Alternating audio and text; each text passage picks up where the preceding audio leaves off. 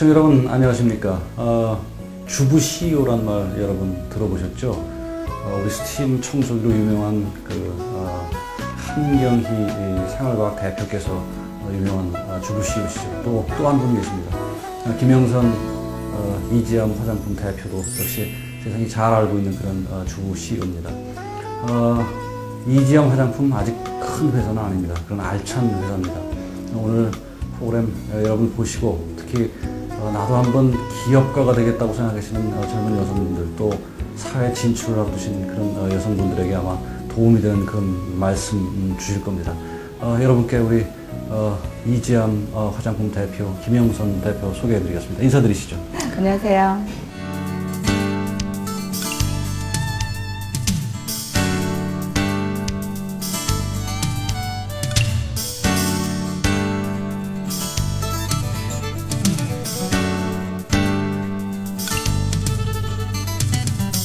김영선 대표, 제가 여성들에게 나이를 묻는 거는 뭐 그게 실례라는 그런 얘기를 저도 알고 있기 때문에 제가 나이를 직접적으로 여쭙지는 않고 87학번.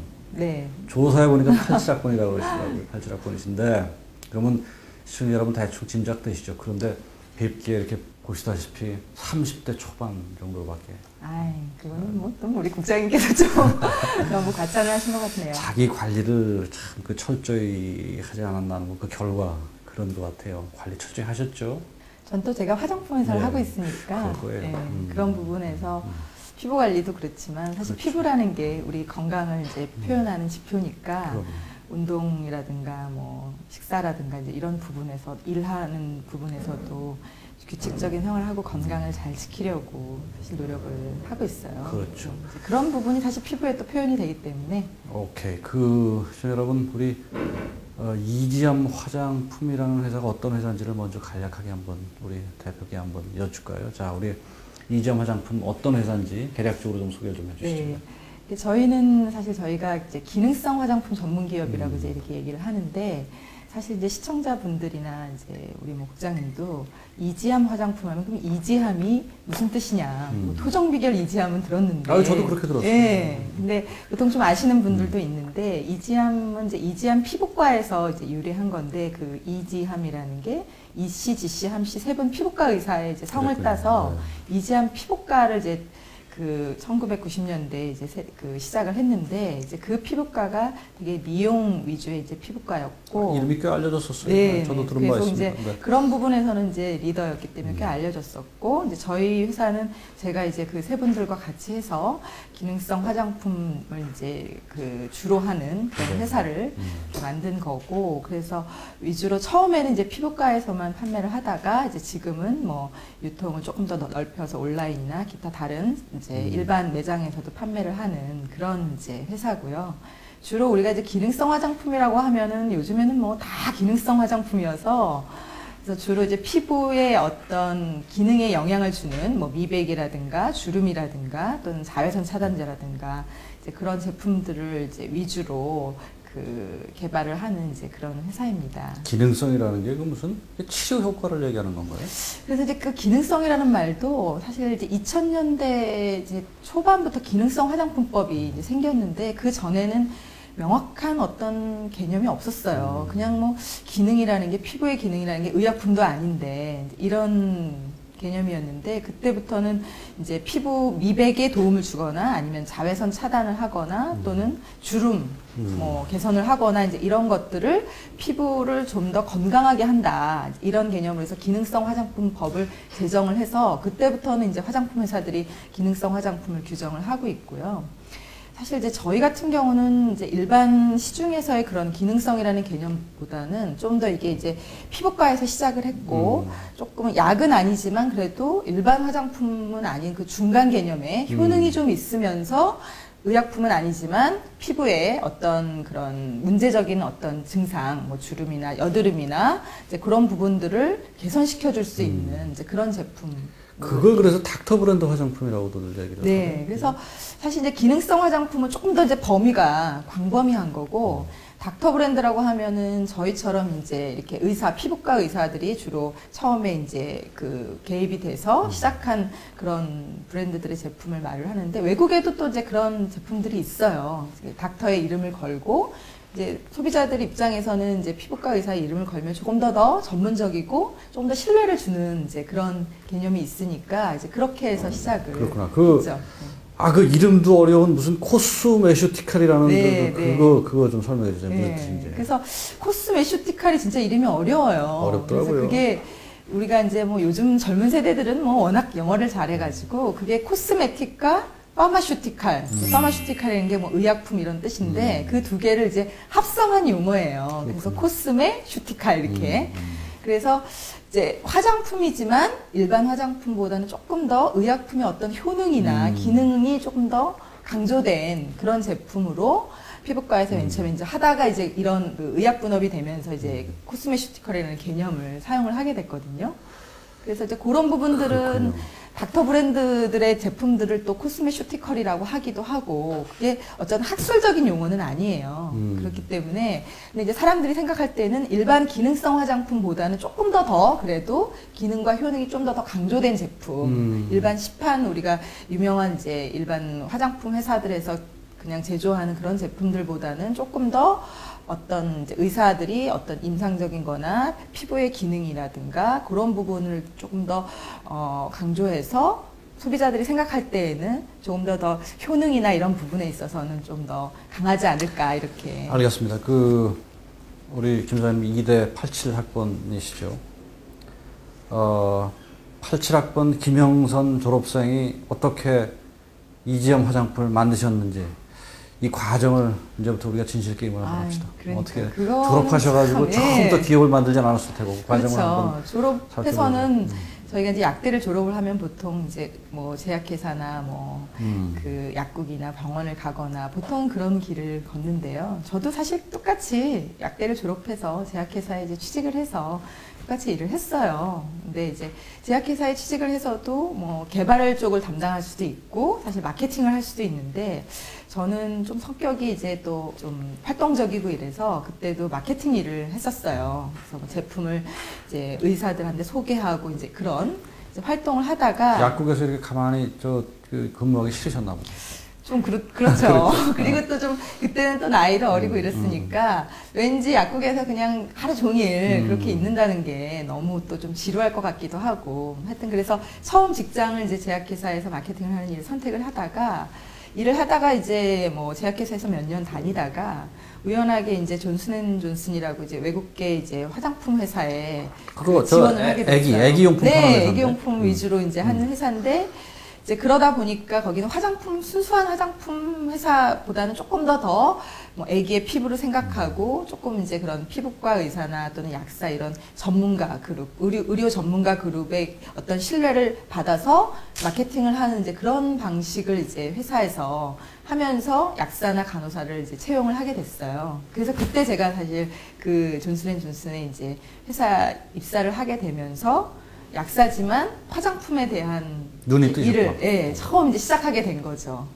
그렇지만 근데 거기서도 사실 순수한 화장품도 화장품이지만 제가 하는 일 자체가 화장품이 이제 어떻게 피부에 이제 그 회사의 화장품이 어떻게 피부의 건강에 도움을 주는지 그런 부분에 주로 초점을 맞춰서 이제 마케팅을 했어요. 그래서 피부과를 이제 돌아다니면서 그 회사의 제품이 피부에 좋다. 이제 이런 것들을 피부과 의사 선생님들한테 홍보를 하고 그분들이 그 회사의 제품이 참 좋다는 거를 또 소비자나 환자들한테 추천을 하면은 일반 소비자 입장에서는 뭐 전문가 그룹이 아니신 분이 하는 것보다 되게 영향력이 있잖아요. 그래서 이제 그렇게 해서 마케팅을 하는 거를 이제 제가 그 회사에서 일을 했어요. 그러면서 이지암 피부과도 이제 알게 된 건데 마케팅을 하면서는 제가 영업이나 또는 실제로 사회에서 어떻게 우리가 뭐 제품을 팔아서 돈을 벌어야 되는지 이제 그런 부분들은 학교 다닐 때도 잘 몰랐고 그리고 이제 일을 하면서도 참 그런 부분이 내가 오히려 약대를 나왔기 때문에 더 그런 부분을 하기가 참 힘들다라는 생각을 많이 했어요. 그래서 그 전에 제약회사에 있을 때는 마케팅을 한다곤 하지만 약사이지만 실제로 그런 시장 상황에 대해서 전혀 영업도 해본 적이 없고 그런 부분을 아는 부분이 없어서 그런 부분의 일을 내가 해야 정말 진정으로 내가 마케팅을 하는 사람이 될 수 있겠다라고 생각을 해서 사실 존슨앤존슨에 입사를 하게 됐는데, 그러면서 진짜 이제 발로 뛰는 영업, 뭐 흔히 말해서 이제 그거를 하게 됐어요. 그 전에 제약회사에서는 뭐 마케팅이라고는 하지만 약사가 할 수 있는 일이라는 게 약에 대한 어떤 전문적인 지식을 정해진 사람들한테 전달하는 이제 그런 일 정도였는데, 이제 그 회사에 처음 들어가서 이제 피부과에 찾아다니면서 제품을 이제 설명하고, 그야말로 일반 우리 이제 기업체에서 영업사원들이 하는 이제 그런 일들을 그때 시작을 하면서, 그때 이제 어떻게 내가 고객을 대해야 되는지, 어떻게 내가 제품을 판매하면 뭐 해야 되는지, 이제 그런 부분들을 경험을 하게 됐죠. 이제 그렇게 하다가 이지암 피부과를, 그 고객 중에 피부과가 뭐 몇백 개 있고 이제 그런데, 그러면서 이제 거기도 이제 뭐 지하철 타고 내려가지고 네. 찾아가서 알게 됐죠. 근데 그 당시에도 그 병원이 되게 이제 다른 병원에 비해서는 정말 선두적으로 이렇게 좀 더 새로운 분야를, 미용 분야를 이렇게 하고 있는 이제 그런 병원이었어요. 그래서 그분들하고 이제 환자들을 보다 보니까 화장품이 이제 뭐 잘못 써서 더 이렇게 증상이 악화되고 이런 경우도 많고, 이런 생각을 하고 계시더라고요. 그래서 이제 같이 어떻게 이제 화장품 회사를 한번 해보자. 뭐 그냥 그때 정말 그런 모도 없었는데, 그분들이 이제 뭐 농담 반 진담 반으로 그 회사를 그만두고 뭐 같이 한번 해보자. 이제 그렇게 해서 시작을 하게 됐어요. 거기서 이렇게 딱 죽이 맞으신 거구나. 딱. 그렇죠. 그래서 그렇기도 하고, 저도 사실 이제 그 뭐 외국계 회사를 3년 정도 다녔는데, 이렇게 일을 하다 보니까 제가 뭐 약대라는 어떤 전문적인 그런 그 학술적인 배경이 있고, 근데 그 회사는 이제 화장품 회사이기 때문에 그런 부분에서는 제가 경험을 쌓는 거로는 되지만, 거기서 좀 더 일을 뭐 프로모션을 해서 하기에는 조금 제가 이제 뭐 그 의학 관련한 회사로 가지 않는 한은 좀 맞지 않겠다라는 생각이 들어서 이제 그 회사를 그만둬야겠다라고 생각하던 차에 또 그쪽에서 그렇게 얘기를 하시고, 이래서 그럼 한번 뭐 모르지만 어쨌든 한번 해봐야겠다라는 생각을 해서 그때 이제 처음 뭐 시작을 하게 된 건데, 사실 그때 뭐 사업이라는 뭐 그런 개념도 네. 없었어요. 그냥 뭐 그야말로 처음에는 뭐 처음 6개월은 이제 병원에 그 상담실 거기에 노트북 하나를 놓고, 그럼 제품을 이제 만들어가지고 어디 OEM이나 이런 데서 이제 뭐 제품을 같이 개발을 해가지고 거기 병원에다가 이제 팔아야 되는 거예요. 뭐 유통도 없고 뭐 돈도 없고 아무 뭐도 없으니까, 그냥 그 병원이 거기 말고 또 하나 이제 병원을 프랜차이즈로 새로 내려고 하던 이제 그런 시기였는데, 그래서 그냥 그 병원에 오는 환자를 대상으로 좋은 제품을 개발해서 팔아보자. 이렇게 사실 시작이 된 거죠. 자, 그렇게 이지암 화장품이 자본금 얼마 들였어요? 그때 그래서 처음에는 뭐 법인 설립을 안 하고 개인을 하다가, 나중에 6개월 지난 다음에 이제 자본금 5천만 원, 그게 5천만 원이 아마 최소였을 거예요. 법인 설립돼서. 그래서 이제 5천만 원을 해가지고, 사실 그때는 법인을 설립해서 자본금을 해서 어떻게 이거를 해야 되는지도 전혀 몰랐어요. 근데 그것도 이제 물어가지고 5천만 원을 가지고 1,500만 원은 사무실, 20평짜리 사무실을 한남동에 얻어가지고 보증금하고, 나머지는 이제 사무실 좀 고치고, 나머지는 이제 제품을 발주내서 제품을 사야 되니까 개발을 이제 한 거를 그렇게 해가지고, 직원은 뭐 그 저랑 또 이제 병원에서 일하던 상담 실장 한 명 데리고 나와가지고 그렇게 시작을 했죠. 이게 기업을 이렇게 만드신 분들을 가만히 보면 본인들은 뭐 그런 생각이 없다고 주장을 하는데, 이 호시탐탐 이렇게 직장생활을 하면서 본인도 모르게 잠재적으로 내가 뭐를 만들어서 이거 해야 되겠다는 걸 노리고 있는 것 같아, 내가 가만히 보면. 그래서 다 그런 틈새를 보고, 그거 일반인들이 그렇게 쉽게 기업을 만들기 어려운데 아무튼 대단한 걸 하셨어요. 김 대표의 이지암 화장품 창업 스토리를 이제 들어봤는데, 우리 지금 화장품 업계 현황을 한번, 우리 좀 물어볼게요. 네. 지금 우리 하도 이제는 화장품 회사들이 많아져가지고, 네. 옛날엔 뭐 실명 얘기도 되겠죠. 아모레 화장품, 네. 뭐 이렇게 시작이 큰 메이저들이 시작이 됐는데, 지금 뭐 워낙 많아. 어떻게 현황이 좀 대체 어떻게 됩니까? 근데 이제 저는 어떻게 보냐면, 사실 저희가 뭐 학교 다니고 이럴 때는 실제 화장품의 종류가 더 많았어요. 특히 우리가 이제 시판이라고 하는 이렇게 화장품 코너 같은 데 있잖아요. 이렇게 돌아다니다 보면 화장품 할인 코너에서 그냥 매장들 있잖아요. 작은 샵들.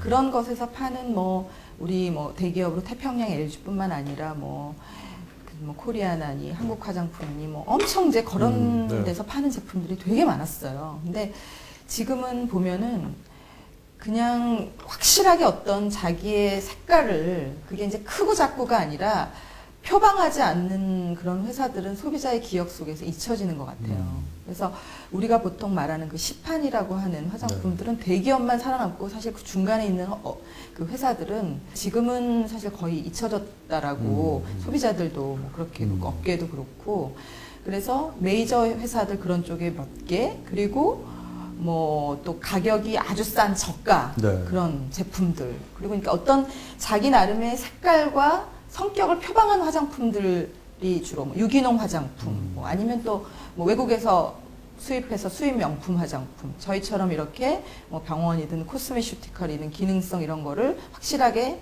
뭐 규모는 작지만 그런 색깔을 표명한 이제 이런 제품들이 소비자들이 이제 기억에 있어서 자기가 원하는 제품을 선택하는 저는 그런 구도라고 봐요. 그래서 앞으로 뭐 모든 산업이 다 그렇겠지만 정말 자기 그 회사와 제품의 성격을 뚜렷하게 색깔을 표시하지 않으면 살아남기 힘들다라는 거죠. 그냥 유통이나 이런 거에 그냥 같이 묻혀서 갈 수가 없는 게 예전에는 사실 우리가 제품이 이렇게 좋은 게 많지 않았기 때문에 사실 제품 회사들이 그냥 적당히 하면 소비자들이 그거를 이제 선택해서 장사가 된다고 우리가 흔히들 얘기를 했는데 요즘은 뭐 소비자들도 너무 똑똑하고 뭐 외국의 제품들도 너무너무 쉽게 우리한테 들어오고 이렇기 때문에 정말로 확실하게 자기의 성격을 표시를 해서 그야말로 틈새 시장이라도 네. 장악을 하면 살아남을 수 있는 건데 그렇지 않고 뭐 규모는 크지만 뭐 비용도 많이 나가고 이런데 규모는 크지만 그냥 뭐 대략 묻혀가지고 이런 거는 뭐 살아남을 수 없다. 메이저들하고 그 다음에 그냥 중간에서 그냥 어중간히 그쵸. 그게 특색이 없어진 없는 네. 회사들은 다 망가졌고 네. 그리고 이제 조그마해도 자기 색깔이 분명하고 그렇죠. 예. 자기 뭐 이런 기능성 같은 것에서 특화되어 있는 그렇죠. 그런 기업들 예. 위주로 이렇게 재편이 예. 돼 있군요. 그리고 이제 또 하나의 트렌드라고 하면은 모든 이제 그런 모든 회사들의 공통적인 트렌드가 소비자의 입장에서 본다면은 그런 제가 아까 말씀드린 대로 기능성이라는 그런 네. 컨셉으로 그러니까 사실 저는 이제 이런 비유를 많이 하는데 예전에는 우리가 음식을 먹을 때 뭐 아침 먹고 점심 먹고 저녁 먹고 그냥 배가 고프니까 음식을 먹는 개념이었지만 지금은 아침과 점심 저녁을 먹을 때 우리 몸에 좋은 거 네. 어떤 게 내 몸에 좋고 어떤 영양소를 섭취하나 이런 개념으로 먹지 그냥 배를 채우는 패스트푸드나 이제 그런 것들은 안 되잖아요. 그런 것처럼 화장품도 예전에는 뭐 그냥 뭐 피부에 그냥 뭔가 발라야 되니까 이제 이런 개념이었는데 지금은 소비자들이 내 피부에 어떤 기능, 나는 주름이 많으니까 주름을 개선해 줘야 되고 나는 뭐 피부가 지성이니까 지성용을 써야 되고 이런 식으로 자기 피부에 대한 어떤 기능에 대한 확실한 컨셉이 있기 때문에 그런 게 없는 회사는 없어요. 다 모든 게 그럼 어떻게 기능을 더 확실하게 소비자한테 줄 것이냐 이런 부분에 대한 개념으로 모든 회사들이 제품을 내고 있고 그렇게 자꾸 기능화가 되는 건 좀 좋은데 자꾸 그러다 보니까 우리 남자들 같은 경우는 인생이 너무 복잡해지는 것 같아요. 뭐 그거 하나 쓰는데도 고르는 게 이게 보통 일이 그렇죠. 아니에요. 아주 네. 복잡해집니다. 좋은 현상이겠지만 네. 하여튼 자 우리 그 국내 화장품 품질을 김 대표께서 보시기에 외국 거랑 비교한다. 아직도 외국에 들어올 때 뭐 외국 화장품 사면 여자들이 좋아하더라고요. 네, 네. 국내 화장품이 떨어집니까? 저는 어떻습니까? 아니에요. 정말 저는 그런 부분에서 정말 제가 지금 이 회사를 하고 있는 입장이 아니라 네. 정말 여성 대표로 나가서라도 말하고 싶은 이 건데 대목에서 우리 김 대표가 흥분하시네. 네, 아니 국내 왜냐하면 제품이 확실히 정말로 좋고. 그래요. 저희 회사 예. 제품뿐만 아니라 정말 우리나라의 제품이 너무너무 품질력이 좋아요. 그 이유는 지금 제가 옛날부터 이렇게 외국 뭐 회사에 다니면서 출장을 가보면 정말 그 유럽에 우리가 뭐 프랑스 제품 뭐 화장품 얼마나 네. 발달했어요. 뭐 미국, 뉴욕 얼마나 뭐 다 럭셔리하고 그렇다고 해요. 그렇지만 그들은 제품을 화장품을 한 개 내지 두 개밖에 안 써요. 아침 저녁으로 그냥 로션, 크림. 근데 우리나라 여성들은 아침과 저녁에 어떤 처방전이 있다고 그래요. 스킨부터 스킨, 로션, 에센스, 아이크림, 자외선 그 차단. 우리나라 여자들이 유별난 거구나. 그렇죠. 우리나라 여성들의 어떤 그런 화장하는 습관이나 이런 부분들이 너무도 복잡하고 되게 진보적이라는 거예요. 그런 부분에서. 아주 그런 부분에서도 세분하게 이렇게 나눠 있다는 아니, 거예요. 그걸 진보라고 표현하시면 우리 남자들 입장에서는 아까도 아니, 근데 말씀드렸지만 너무 남자들도- 힘들고 복잡해. 아니 이제 우리 국장님도 좀 변하셔야 돼요. 그렇습니까? 요즘 젊은 친구들은 그래요? 저희 회사뿐만 아니라 남성 화장품도 에센스까지 다 나오고 젊은 친구들은 뭐 그런 부분에 대해서 너무너무 관리도 많이 하고 그게 저는 산업은 소비자가 똑똑해야 발전한다고 생각해요. 왜냐하면 소비자들의 구미에 맞추기 위해서는 그렇게 하지 않으면 살아남을 수 없기 때문에 그래서 그만큼 우리나라 소비자들이 여성 소비자들이 정말 다른 나라에 비해서 얼굴도 하얗고 예쁘잖아요. 다른 데는 뭐 태양 피부 신경도 안 써서 꺼놓고 막 이런데 하여튼 그런 부분 때문에 너무너무 품질력이 좋아요. 정말 뭐 가격에 상관없이 가격이 싼 제품도 그렇기 때문에 저는 그런 부분에서 우리나라의 국가 산업에서 제가 뭐 이렇게 작은 회사 하면서 이런 말을 할 정도의 주제는 안 되지만 아니죠. 우리가 뭐 핸드폰이나 IT 같은 게 국가의 정말 경쟁력 있는 산업으로 외국에 알려지다시피 저는 화장품도 충분히 화장품 뭐 뷰티 이런 쪽의 산업도 충분히 뭐 세계로 다 갈 수 있는 수준이 돼 있다고 생각해요. 네, 자기 관리가 필요한 세대이면 틀림없고 뭐 우리 제품이 자신 있게 읽을 것보다 오히려 더 훨씬 낫다라고 하는 말씀을 일단 믿겠습니다. 네. 그건 좋은데 이게 화장품 값이 너무 비싸요, 솔직히.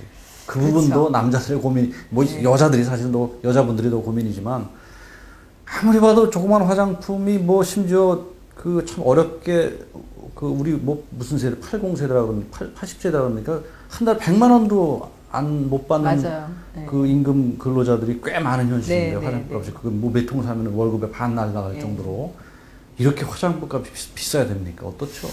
저도 참 그런 부분에 대해서 할 말이 많은데 사실 이제 화장품 값도 좀 싸질 거예요. 그동안은 사실 유통에 있어서 뭐 너무 이제 화장품을 회사에서 만들어서 소비자에게 가기까지 너무 단계가 여러 개가 있는 거예요. 그러다 보니까 맨 처음에는 100원에 만들었는데 그게 뭐 화장품 회사에서도 이익이 있어야 되니까 한번 1차 유통에 가고 뭐 대리점에 가고 소매점에 가고 또 소비자한테 가고 하다 보니까 이제 그런 부분에 대한 중간에 네. 그런 것도 있고 그리고 이제 우리나라는 또 마케팅을 이제 뭐 TV 광고라든가 이제 여러 가지 그런 마케팅 비용이 또 들어가니까 사실 이제 화장품 비싼 건데 저는 사실 그 내용물은 그렇게 많이 차이 난다고 생각하지는 않아요. 그래서 사람들이 이게 화장품 값이 왜 이렇게 비싼가라기보다는 자기의 어떤 경제 수준에 맞춰서 쓰면 저는 된다고 생각해요. 그러니까 그러면 100만 원짜리 화장품과 뭐 10,000원짜리 화장품이 100배가 차이 나느냐? 그렇지는 않아요. 자기가 충분히 100만 원을 쓸 여유가 있으면은 그 제품을 사서 쓸 수도 있지만 효능이 100배 차이 나는 건 아니거든요. 제가 생각할 때는 뭐 효능은 10배 미만으로 차이 난다고 생각해요. 그 느낌과 여러 가지를 포함해서. 그런다고 생각하면 내 경제적인 수준에 맞춰 적절한 제품을 선택해도 우리나라의 화장품의 그 제품의 질 자체가 기본적으로 뭐 아주 떨어져 있는 그런 저기가 아니거든요. 그렇구나. 산업 자체가. 그렇구나. 예. 시청자 여러분 중에서도 월급이 좀 작은 분들이 있을 거 아닙니까? 100만 원도 못 받는 분도 계실 테고 절대로 비싼 거 무리해서 맞아요. 사지 마시고 네. 싼 거 사도 크게 품질에 문제가 없다는 우리 김 대표의 말씀을 아마 믿어도 충분히 될 것 같습니다. 아주 좋은 말씀이에요. 오케이. 그게 뭐 영어로 저도 최근에 들은 얘기인데 화장품이라는 게 베니티 백이라고 베니티라는 게 허영심 가방이래요. 화장품 가방을 그렇게 얘기한대요. 그러니까 그 중에 일부분은 우리가 그 여자의 허영심에 대한 그런 지불하는 가격이라고 저는 그렇게 봐요. 오케이. 그 말씀을 믿고 그래도 아무튼 우리 이지엄 화장품도 차제에 조금 더 싸게 그래도 싸게 좀 제품을 공급해 주셨으면 저희도 이제 대량화되면 정말 그래도 저는 그게 회사의 이익을 위해서가 아니라 살아남기 위한 그거는 그 방법이라고 생각해요. 왜냐하면 소비자가 생각했을 때 내가 이 돈을 주고 샀는데 이게 이만한 가치가 없다 그럼요. 생각하면 지금은 너무도 경쟁이 많잖아요. 그렇기 때문에 살아남을 수가 없어요. 좋습니다. 자, 그런 면에서 우리 이지엄 화장품 유통 구조는 지금 어때요? 뭐 특이점이 있습니까? 다른 회사? 그래서 저희는 가장 특이한 점이 사실 이제 유통이라는 부분에서 봤을 때 화장품의 유통에서 가장 중요한 이제 전환이 된 게 온라인 유통이 사실 생겼다라는 건데 몇 그랬구나. 년 전부터 그것 때문에 사실 우리나라 시판에 이제 화장품 전문점이라든가 이제 이런 시장이 뭐 아주 힘들고 지금은 거의 이제 죽고 그게 뭐 브랜드샵으로 된다든가 이제 이런 식으로 됐는데 저희 회사의 특징은 사실 보통은 온라인만 하는 회사 아니면 오프라인에 이제 뭐 백화점이나 시중에 매장이 있거나 이제 이런 식으로 돼 있는데 저희는 그런 부분에서는 두 가지를 다 운영하고 있다는 거예요. 근데 온라인을 한다고 해서 기존에 이제 우리가 종합몰, 뭐 인터파크니 아니면 화장품 대형 뭐 그런 몰의 제품을 납품하는 게 아니라 그 온라인 몰을 저희가 직접 저희 회사에서 운영하는 몰에만 저희 제품을 하고 있기 때문에 이제 그런 부분에서 사실 이제 그렇게 하면은 훨씬 소비자들한테 저희가 온라인 비중이 더 커진다 그러면 가격을 저는 더 낮출 수 있다고 생각해요. 왜냐하면 그 중간 유통에 대한 뭐 매장을 운영하거나 이제 이런 부분들이 주니까. 근데 그렇다고 해서 회사 입장에서는 온라인 유통만 할 수는 없어요. 사람들이 그래도 눈으로 보고 써보고 해야지 뭐 온라인 상에서만 볼 수는 없으니까. 그러니까 오프라인에 이제 뭐 매장이라든가 또는 어떤 뭐 마트라든가 아니면 백화점이라든가 이런 데 제품을 유통을 하면서 예, 저희 이제 온라인을 같이 하고 있는 그게 이제 특징이라고. 자, 우리가 어쨌든 이지암 하면은 이지암 피부과에서 출발한 닥터 브랜드가 이제 그 뭐라 그럴까 그 특징이었죠. 근데 지금 뭐 사실은 제약사들도 피부과 전문의들하고 이렇게 네, 이렇게 그렇죠. 해서 이지암 화장품식으로 이렇게 그 닥터 브랜드 화장품 개발에 막 적극 나서고 있어요. 네. 또 그 아까 코스메티카 시장이라고 네, 뭐 네. 몇몇 회사들이 지금 네. 비슷한 그렇죠. 특징을 갖고 나와 있는데 예. 이거 어떻게 헤쳐나가실 거예요? 아니, 그래서 저는 그런 부분에서 사실 긍정적으로 봐요. 아, 그래요? 네. 왜냐하면 사실 이제 전체 우리가 화장품 유통이나 산업의 구조를 보면은 진짜 몇몇 큰 대기업의 그런 구조거든요. 대기업 탑 제가 뭐 실명을 거론 안 했지만 대기업 1, 2위가 60% 이상을 하고 있고 사실 그 밑에 중소기업은 너무너무 작아요. 지금 우리 국장님 말씀하신 뭐 코스메슈티컬이나 뭐 몇몇 기업 다 합해도 5%도 안 돼요. 그렇기 때문에 저는 소비자들 입장에서 이런 기능성이 있는 그런 뭐 화장품 우리가 뭐 시장에 50%를 점유하지 않더라도 분명히 다양한 욕구를 충족시킬 수 있는 산업들이 저는 존재해야 된다고 생각하고 그러한 회사들이 전체적인 파이를 키우면 우리의 경쟁이 있다 하더라도 그런 부분에서는 저는 오히려 지금은 너무 시장의 전체의 그 규모가 작기 때문에 오히려 긍정적이라고 보고 그런 회사들하고 저희하고 이제 그 특징은 뭐냐면 저희는 완전히 그 병원과 의사들과 이 회사가 그 구분돼 있어요. 분리돼 있어요. 조직이나 뭐 여러 가지 부분에서. 근데 이제 그런 말씀하신 그런 회사들은 다른 회사들은 병원에서 그냥 회사를 부속으로 하고 있거나 아니면 제약회사에서 그런 거를 흉내내거나 이런 식이기 때문에 저희처럼 완전히 독립된 두 개의 개찰에서 나가는 데는 저는 사실 무리가 있다라고 저는 그렇게 생각해요. 그래서 그런 부분에서 저희는 이제 독립된 개찰에서 시작은 그렇게 했지만 저희의 기능성 화장품의 그러한 전문 기업으로서 개발력과 또 소비자에 대한 마케팅과 이제 이런 부분들 그리고 최소한 그런 비용을 줄여서 정말 합리적인 가격에 저는 주위에서 저한테 그래요. 이지암 화장품은 뭐 피부과에서도 하고 그러니까 고가 전략을 쓰시죠? 이렇게 저한테 물어봐요. 근데 저는 고가 전략이다, 저가 전략이다 라는 말은 앞으로 소비자들한테 존재하지 않을 거라고 생각해요. 실제로는 100원인데 고가 전략을 써서 1000원을 받는다고 하면 그게 얼마나 오래 가겠어요. 그래서 정말 내가 이 가격을 샀을 때 화장품 회사에서도 이익이 좀 남아야 되니까 어느 정도 그래 이 정도의 품질과 이 정도의 가격이면 내가 충분히 쓸만하다라고 그게 여러 소비자들에 대해서 인정이 돼야만 저는 그 제품이 살아남을 수 있다고 생각하거든요. 그래서 회사에서는 계속적으로 거품을 줄이고 정말로 소비자들이 그런 합리적인 밸류 포 머니를 느낄 수 있는 그 가격으로 제품을 개발하고 마케팅을 해서 소비자들한테 공급할 수 있도록 꾸준히 정말 노력을 해야 살아남을 수 있다 이렇게 생각해요. 경쟁자들이 뭐 마구 이렇게 늘어나도 결코 두려워하지 않는 우리 김영선 대표의 담대함을 볼 수 있는 대답이었습니다.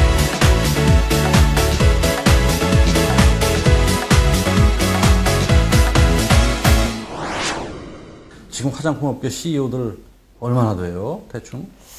뭐 몇 군데 여성 계시죠? CEO들도 많죠. 화장품이 또 여성이 하면은 그만큼 그게 소비자이면서도 또 개발할 수 있는 저희가 있으니까. 근데 주로 뭐 방문 판매 쪽에 화진 화장품도 유명하신 CEO 네, 계시고 뭐 파코멜이나 백옥생 또 일반 우리가 알고 있는 시중에서 파는 광고하는 이제 화장품 제조업 기업들 그런 기업들은 또 남성 CEO들이 많은데 조금 뭐 좀 특색이 있는 이쪽 화장품 쪽에서는 당연히 여성들에 대한 차별 같은 건 없겠죠?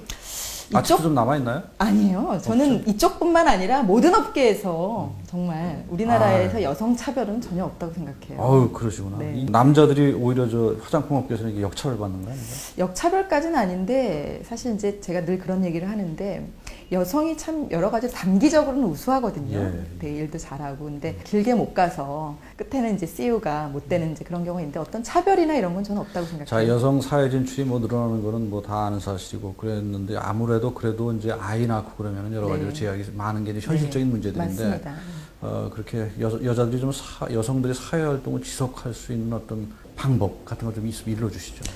그래서 저는 이제 그게 결국은 본인이 이제 계속 하겠다라고만 생각하면 결혼 자체가 여성이 이제 일을 하는 데 있어서 큰 문제가 된다고 생각하지 않는데 가장 중요한 건 이제 육아 문제죠. 뭐. 그렇죠. 예. 그래서 아기를 이제 뭐 잘 어디다 맡기고 이제 그런 저희 직원들도 보면은 그런 과정에서 거의 이제 포기를 해요. 아기를 이제 아이였을 때 조금 아기가 크면은 그래도 이제 맡기거나 이제 돌봐주는 그런 게 있는데 아기가 아예 조금 했을 때부터 3살 그 정도 될 때를 못 견디고 그만두는 경우가 많더라고요. 그래서 저는 이제 결혼을 하기 전에 일단 아기를 3살까지는 어떻게 할 건가, 자기가 정말 일을 계속 하고 싶다면 일단 그런 부분을 이제 극복을 해야 되는 것이 가장 큰 것 같고, 저는 사실 솔직히 근데 가장 중요한 거는 외부적인 영향보다는 본인의 의지가 얼마나 강하냐, 그게 가장 중요하다고 생각해요. 자기가 얼마나 그 3년은 힘들지만 앞으로 끝에 인생이 되게 길잖아요. 네. 우리가 너무너무 이제 살아갈 날이 많아졌잖아요. 그래서 그러한 동안에 내가 애 엄마로서 또는 아내로서도 중요하지만 정말 내 인생을 앞으로 내가 내 일을 일구면서 어떻게 살아갈 것인가, 그런 부분을 생각하고 정말 꿈을 이루어야겠다라는 그런 강력한 의지가 있다고 생각하면 여성 차별도 없고, 사실 뭐 노력만 한다 그러면 자기가 초반에는 자기 월급 받은 거 가지고 애기 키우는 아줌마 쓴다, 돈 벌기 위해서가 아니라 내가 요 기간은 내가 앞으로 꿈을 이루기 위한, 그렇게 생각하면 저는 할 수 있을 것 같아요. 오케이.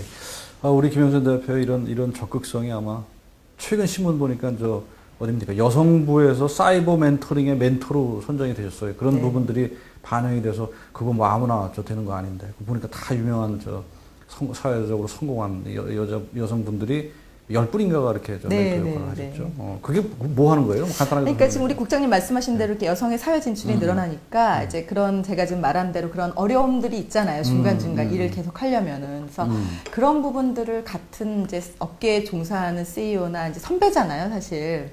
그런 분들이 자기의 경험담을 들려주고 그런 부분을 같이 공유하면서 극복해 나가기 위해서 이제 멘토를 정하는 거예요. 그렇구나. 예. 그래서 이제 그거를 조금 더 이제 업계의 가장 대표적인 분들을 대표 멘토로 해서 이제 홍보를 하고, 또 그런 부분들이 서로 이제 멘토와 멘티가 연결이 돼서 그런 부분들을 어떻게 여성이 계속 사회적으로 계속해서 일을 계속해 나가실 건가, 이제 그런 부분들을 홍보하기 위해서 그런 제도를 여성부에서 만들어서 이번 운영하고 인터뷰에서 있죠. 이번 인터뷰에서 다 못다한 그런 궁금하신 게 시청자 여러분 있으시면 그 여성 멘토링 제도를 활용해서 한번 김영선 대표 직접 대화를 좀 해보시는 걸 제가 권장드리겠습니다.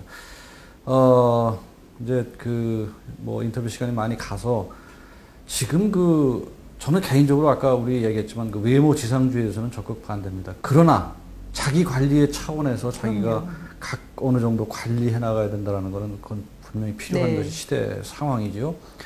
아무래도 뭐 여성들은 다 자기들 화장 뭐 수십 년에 왔으니까는 알지만 남자들, 네. 뭐 저 같은 경우만 해도 아는 게 그냥 애프터 쉐이브 로션 바르는 네. 것밖에 사실 없는데, 남자 피부 관리법을 오늘 특별하게 좀 우리 네. 대표님께서 제가 좀 뭐 알려주시죠. 한 가지만 딱 얘기하겠습니다. 네. 가장 중요한 자외선 차단제를 생활화한다. 음. 보통은 뭐 나는 안 발라도 지금 다 피부 괜찮아 이렇게 생각하시는데, 제가 그거 안 바르고 이 네. 지경이 됐어요. 그게 왜 그러냐면 자외선 차단제가 자외선이 어렸을 때부터 여태까지 받은 게 다 축적돼요. 오. 아마 우리 국장님도 옛날에는 안 발라도 아무리 피부가 깨끗하시니까 안 바르셨을 텐데, 그때 받은 자외선이 지금 이제 나타나는 거죠. 그런 것들이 우리가 뭐 술을 마시면 그 다음날 해독이 되는데 자외선은 그렇지 않아요. 그렇기 때문에 하여튼 뭐 어린 아이 때부터 나와서 햇빛을 볼 때부터 자외선 차단제를 계속 꾸준히 바르면 나이가 들어서도 훨씬 하나만 더. 동년배. 자외선 차단제를 꼭 발라라. 또 하나만 더. 일단 뭐가 있을까요? 자외선 차단제를 꼭 바르고, 자외선 차단제를 바른 그거를 잘 씻는다. 결국은 깨끗이 네. 하고 피부에 보습과 자외선 차단제인데, 사실 남성분들은 되게 피지가 많고 해서 주로 로션을 많이 안 발라도 크게 문제가 되진 않아요. 그래서 특히 이제 운동을 많이 하거나 야외 활동이 많을 때는 더 특히나 자외선 차단제를 꼼꼼히 이제 평소에 사무실에 앉아 있을 때는 이제 그런 부분들이 크게 영향을 미치진 않아요. 근데 그렇죠. 특히나 요즘은 이제 야외 뭐 활동도 많이 하고 되게 레저 활동들을 많이 하잖아요. 젊은 친구들도. 그래서 그럴 때 그리고 어린아이들도 뭐 외부 활동을 많이 하기 때문에 그럴 때는 자외선 차단제를 자기 피부에 맞는 적절한 자외선 차단제를 꼭 선택을 해서 매일매일 저는 밥 먹듯이 바르다고 그렇게 그러시구나. 얘기를 해요. 오늘 저희가 대담 전에 김 대표께서 제가 그 비슷한 질문을 했더니 이런 말씀 하시더라고요. 공들인 피부 나이 들면 티난다. 맞습니다. 그런 말씀을 하셔가지고 네. 관리를 하라는 말씀을 해주셨습니다. 자, 아까도 제가 말씀드렸지만은 너무 화장품 종류들이 많아서 이거 네. 뭐 남자들은 정말 정신이 없어요. 우리 이제 경제팀인데 금융업계도 보면은 좀 소위 그 파생 상품이라는 게 있죠. 네. 하도 많으니까 재테크하는 사람들도 헷갈려가지고 전문가들 도움 없이는 뭐 참 어렵습니다. 우리 화장품 고르는 법을 화장품의 최고 전문가이신 우리 김 대표께서 좀 설명을 해주시죠. 네, 네. 일단은 저는 뭐 아까 화장품 가격이 너무 비싸다고 우리 국장님 얘기하셨는데요. 일단 자기의 경제적인 수준에 맞춰서 대략 뭐 보통 이제 일반적으로 한 뭐 3만 원에서 5만 원대 그 이하도 있고 그런데 어느 정도 자기가 살 수 있는 그러한 그 가격대를 정하고 일단 첫 번째 그리고 두 번째는 저는 한 가지만 내가 제품을 사겠다 남성들이 그러면 꼭 자외선 차단제를 이제 구입하셔서 사용하셔라 이렇게 권하고 싶어요. 그래서 자외선 차단제도 뭐 지수별로 피부 타입별로 여러 개가 있는데 보통 남자분들은 대부분 지성 피부이기 때문에 너무 끈적이지 않는 이제 그런 타입으로 골라주시면 되고 자외선 차단 지수를 20 정도 뭐 그 제품 하나랑 또 40 이상으로 조금 더 여름같이 또 자외선이 강할 때는 좀 더 강한 거를 또 발라주는 게 좋으니까 이제 그런 거를 두 개 놔두고 이제 같이 사용을 하셔도 좋고요. 제가 보니까 그 무슨 엔티 에이징이라는 그런 네. 이게 바르면 이게 뭐 주름이 펴지는 겁니까? 어떤 예, 겁니까? 안티에이징이라는 것은 이제 화장품 이름이 아니라 결국 노화를 예방하는 항노화를 하는 뭐 제품을 화장품이면 안티에이징 뭐 화장품이 되는 거고 먹는 거면 안티에이징 식품이 되는 거고 우리가 이제 나이가 이제 뭐 들어가도 예전처럼 뭐 활동 기간이 길어졌잖아요. 그래서 요즘은 이렇게 주름을 예방하고 이제 뭐 노화를 좀 더 더디게 하는 뭐 그런 이제 기능성 화장품들이 많이 나와 있어요. 그래서 그런 것들도 이제 결국은 그게 자외선을 차단을 철저히 해주면 노화가 예방이 되는 거거든요. 결국 그런 게 우리의 노화의 90%가 다 자외선으로 인해서 네. 되기 때문에 제가 아까 말씀드린 부분들이 이제 그런 거고 조금 더 이제 여유가 있으면 뭐 주름 개선 제품을 또 하나 구입하셔서 사용을 하셔도 좋죠. 자, 이제 시간이 많이 가서 끝 질문을 좀 드릴게요. 다시 회사 질문을 조금 드리겠습니다. 네. 지금 이지엄 화장품 해외로 좀 나가고 있나요? 네.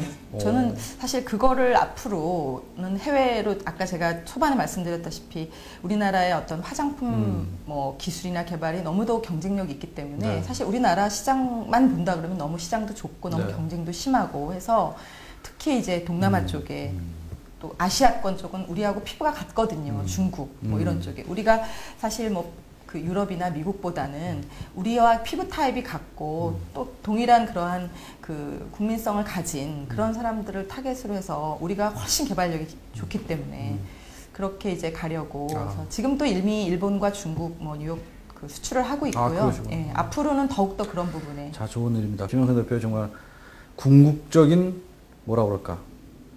야망, 네. 궁극적인 그 내생의 목표 좀 네. 하나 말씀해 주시죠. 그래서 아까 우리 국장님이 초반에도 말씀하셨는데 저희는 사실 회사의 규모가 크지는 않고 네. 앞으로도 저는 규모를 키우는 물론 뭐 회사가 발전을 하면 규모가 조금보다 지금보다는 커지겠지만 사실 규모보다는 정말 작지만 아름답고 파워풀한 네. 정말 이름이 강한 회사 네. 정말 어디에다가 제품을 하나도 이름 뭐 우리 이지암 뭐 제품을 줬을 때 그게 정말 작지만 많은 사람이 쓰지 않아도 네. 정말 소수의 사람이 쓴다 하더라도 정말 이 제품이 좋다. 사실 그런 회사를 저는 만들고 싶어요. 그래서 제가 뭐 스몰 버 뷰티풀 이런 얘기를 많이 하거든요. 직원들한테도. 그래서 뭐 양도 중요하지만 정말 그 질적으로 정말 그런 회사. 그래서 그런 회사를 만드는 게 꿈이고 사실 그러려면은 좋은 인재를 또 키워야 되고 뭐 정말 매출액을 넓히기 위해서 뭐 그렇게 한다기보다는 한 사람의 고객에게라도 저희 제품이 인정받을 수 있는 이제 그런 쪽으로 저는 많이 집중을 하고 있어요. 그러시군요. 아이고, 인터뷰를 이렇게 하면서 참 다 다 큰 성인한테 이런 말을 써도 될지 모르지만 제가 이런 생각이 들었어요. 야, 이분 되게 똘똘하다. 이런 생각이 제가 들었고 아유, 감사합니다. 사실은 대기업이 대한민국 경제에 뭐 이바지한 거는 뭐 누구도 부인 못하는데 저는 개인적으로 참 이렇게 제가 또 그 말을 쓸게요. 똘똘한 회사들, 조그맣지만 그 똘똘한 네. 회사들이 참 개인적으로 좀 너무 마음에 들고 그런 기업들이 사실은 그 바닥에서 잘 그런 기업들이 움직일 때 경제가 정말 튼실한 맞아요. 성장을 맞습니다. 하는 거죠. 그게 더군다나 이렇게 가정주부 입장에서 이렇게 기업을 해나가는 게 참 놀랍습니다. 어쨌든 우리 이지영 화장품 잘 기업을 좀 키워주셔가지고 아까 말씀하신 것처럼 이제 뭐 삼성, LG만 수출하는 게 아니라 이런 조그만 네. 강소 기업들이 수출 많이 해서 경제 발전에 또 그게 정말 보람 있고 누가 봐도 좋은 일이죠. 그렇게 하는 회사를 좀 대표님 잘 키워주기 네, 바랍니다. 오늘 지켜봐 주세요. 인터뷰 아주 명쾌하고 즐거웠습니다. 네, 고맙습니다. 감사합니다.